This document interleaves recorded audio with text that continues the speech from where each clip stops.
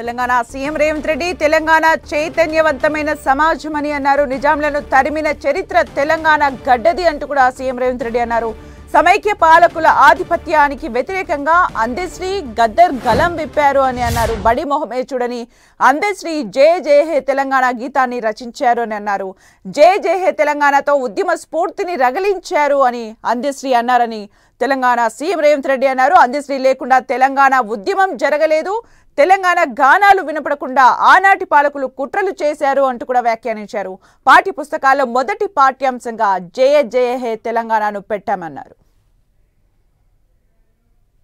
ఆనాడు నిజాం ప్రభువులు ప్రపంచంలోనే ఆగర్భ శ్రీమంతుడుగా ఈ గడ్డ మీద ఆధిపత్యాన్ని శాశ్వతం చేసుకోవడానికి ఈ భూమిని చెరబట్టడమే కాకుండా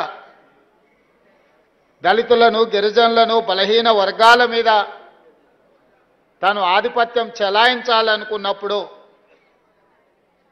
ఆ చెలాయిస్తున్న సందర్భంలో బండెనక బండి కట్టి ఏ బండిలో పోతారో నిజాం సర్కారోడా అని బండి యాదగిరి గలం విప్పితే నిజాం సర్కారు పీఠమే కదిలింది. అదేవిధంగా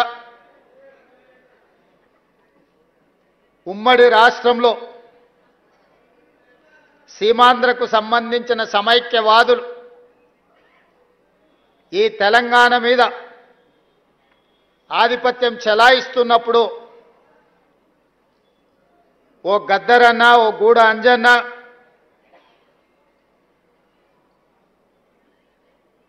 ఓ అందశ్రీ, ఓ గోరెటి వెంకన్న ఇక వీళ్ళ ఆధిపత్యానికి చరమగీతం పాడాల్సిందే, ఈ తెలంగాణ భూమికి విముక్తి కలిగించాల్సిందే అని చెప్పి మలిదశ తెలంగాణ ఉద్యమానికి పునాదులు వేసింది. అందులో భాగంగానే బడికి వెళ్ళని, బడి ముఖమే చూడని అందశ్రీ అన్న జయ జయ హే తెలంగాణ ముక్కోటి గొంతుకలను ఏకం చేసి ఈ తెలంగాణ ఉద్యమాన్ని ఉవ్వెత్తును నడిపితే ఈ తెలంగాణ రాష్ట్ర కళ నిజమైంది. ఉస్మానియా, కాకతీయ యూనివర్సిటీలనే కాదు, ప్రపంచంలో ఏ మూలన ఉన్నా తెలంగాణ గుండెకు జయ జయ హే తెలంగాణ గీతాన్ని చేర్చి ఒక ఉద్యమ స్ఫూర్తిని రగల్చిన గొప్ప తెలంగాణ బిడ్డ అందశ్రీ. బడి ముఖమే చూడని సహజ కవి అందశ్రీ ప్రతి బడిలో ఈనాడు జయ జయ హే తెలంగాణ పాడుకునేంత గొప్ప ప్రభావాన్ని ఈ తెలంగాణ సమాజానికి అందించిండు. బాధతో, ఉద్వేగంతో నేను ఈ మాట చెప్తున్నా. వచ్చిన తెలంగాణ రాష్ట్రంలో స్ఫూర్తిని నింపి తెలంగాణ రాష్ట్రాన్ని సాధించిన జయ జయ తెలంగాణకు అధికారిక హోదా లభిస్తుంది అని ఈ వేదిక మీద ఉన్నోళ్లే కాదు 4 కోట్ల తెలంగాణ ప్రజలు ఆకాంక్షించారు. జరిగిన ఉద్యమంలో అత్యంత కీలక పాత్ర, ఏ వేదిక కట్టినా, ఏ ధూమ్ధాము పాడినా అందశ్రీ పాట లేకుండా, అందశ్రీ లేకుండా తెలంగాణ ఉద్యమం జరగలేదు.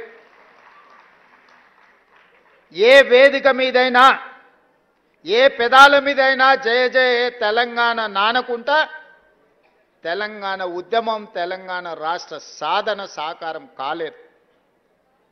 అలాంటి గొప్ప స్ఫూర్తి వచ్చిన తెలంగాణ రాష్ట్రంలో రాష్ట్రీయ గీతంగా తెలంగాణలో వెలుగొందుతుందని 4 కోట్ల ప్రజలు అనుకున్నప్పుడు ఆనాటి పాలకుల నిర్ణయాల వల్ల జయ హే జయ హే తెలంగాణ మూగబోయింది. అది శాశ్వతమని వాళ్ళు భ్రమపడ్డారు. ఎందుకంటే ఈ గీతం తెలంగాణ గుండెల్లో ప్రతిధ్వనించినంత కాలం తెలంగాణ ఉద్యమం ఎవరు చేసిండ్రా అంటే ఓ గద్దరన్న చేసిండు, ఓ అందశ్రీ చేసిండు, ఓ గోరెట వెంకన్న చేసిండనే, ఓ జయరాజ్ చేసిండనే చర్చ వస్తుంది. కాబట్టి ఈ స్ఫూర్తి నింపిన కవుల యొక్క కవితా గానాలను ఈ తెలంగాణలో వినిపించకుండా చెయ్యాలని ఆనాటి పాలకులు కుట్ర చేసిండ్రు. నేను ఎక్కడో చదివిన పెన్నే కదా అని మన్ను కప్పితే గన్నులై మొలకెత్తుతాయని.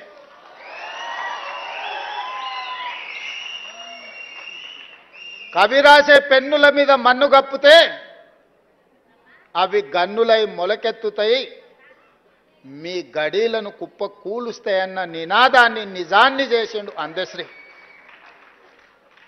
10 సంవత్సరాలు మూగబోయి ఉండొచ్చు మీ ఉద్దేశంలో, కానీ తెలంగాణ ప్రజల గుండెల్లో నిత్యం గానమై జయ జయ హే తెలంగాణ జనాలు పాడుకున్నారు. నేను చేసింది ఏమీ లేదు. తెలంగాణ ప్రజలు పాడుకున్నది 4 కోట్ల తెలంగాణ ప్రజలు కోరుకున్న జయ జయ హే తెలంగాణను రాష్ట్రీయ గీతంగా ప్రకటించడమే కాకుండా ఈనాడు చదువుకునే ప్రతి బడిలో పాడాలి, చదువులు చెప్పే ప్రతి పుస్తకంలో రాయాలి అని ఈ ప్రభుత్వం ప్రజాప్రభుత్వం కాబట్టి నిర్ణయం తీసుకొని ఈనాడు పాఠ్య పుస్తకాలలో మొదటి అంశంగా జయ జయ హే తెలంగాణను చేర్చడం జరిగింది. అదేవిధంగా సర్వం ఒడ్డి సర్వం త్యాగం చేసి ఏమీ ఆశించకుండా ఆలోచించకుండా 5 దశాబ్దాలు ఈ ప్రజల కోసం పనిచేసిన కుటుంబాన్ని ఆదుకోవడం ఆ కుటుంబ సభ్యుడిగా నా బాధ్యత. అందుకే ఎన్నికల కంటే ముందు ఓ గద్దరన్న ఒక అందశ్రీ ఈ ప్రజాపాలన అధికారంలోకి రావడానికి శాయశక్తుల కృషి చేసిండ్రు, కలగన్నరు, రావాలని పోరాటం చేసిండ్రు. తెలంగాణ ఉద్యమం తెలంగాణ రాష్ట్ర సాధనే కాదు. ఈనాడు నేను మా మిత్రులు పెద్దలు దామోదర్ రాజనరసింహ గారు, అట్లూరి లక్ష్మణ్ గారు లేదా ఉత్తమ్ కుమార్ రెడ్డి గారు ఎవరమైనా మంత్రులు ముఖ్యమంత్రులు అయినము అని అంటే వాళ్ళు ఇచ్చిన స్ఫూర్తి, వాళ్ళు చేసిన పోరాటం ఎవరు కూడా మర్చిపోలేనిది. అందుకే ఒక గద్దరన్నను ఒక అందశ్రీని ఈ ప్రభుత్వ పెద్దలకు ఒకవేళ అనుకోని అకాల మరణం వస్తే ఏ విధంగా ప్రభుత్వ పెద్దలను ఆదుకుంటామో ఈ తెలంగాణ సమాజానికి పెద్దలైన గద్దరన్నను అందశ్రీని ఈ ప్రభుత్వం ఆదుకుంటుంది, భవిష్యత్తులో అండగా నిలబడుతుంది అని చెప్పి అభిమానులందరికీ నేను చెప్పదలుచుకున్నా. అందుకే వారి కుటుంబానికి ఉద్యోగం ఇచ్చినా, వారి స్మృతివనం కట్టాలనుకున్నా వారు రాసిన నిప్పుల వాగు ప్రతి లైబ్రరీలో ఉండే విధంగా ఈనాడు ప్రభుత్వం చర్యలు చేపట్టింది. భవిష్యత్తులో కూడా ఆ కుటుంబాలను ఆదుకుంటుంది.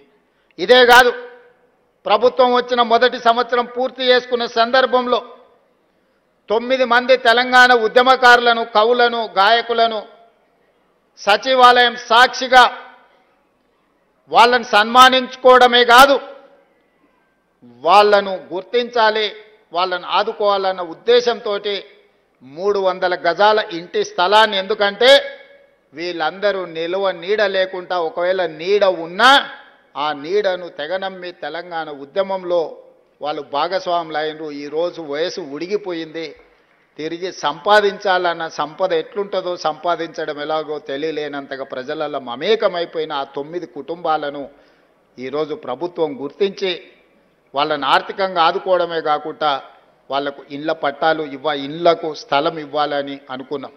ఈనాడు ఆ 9 మందికి 300 గజాలు ఒక్కొక్కరికి ఇవ్వడమే కాదు, వాళ్ళ కుటుంబ సభ్యులు ఆత్మగౌరవంతో బ్రతికే విధంగా భారత్ ఫ్యూచర్ సిటీలో అద్భుతమైన ఇండ్లను కట్టించి వాళ్ళకు ఒక రక్షణ, వాళ్ళకు ఒక నమ్మకం కలిగించడానికి మా ప్రభుత్వం చేస్తుంది. ఆ బాధ్యతను మా పెద్దలు దామోదర్ రాజనరసింహ గారు తీసుకోవాల్సిందిగా నేను వారికి సూచన చేస్తున్నా.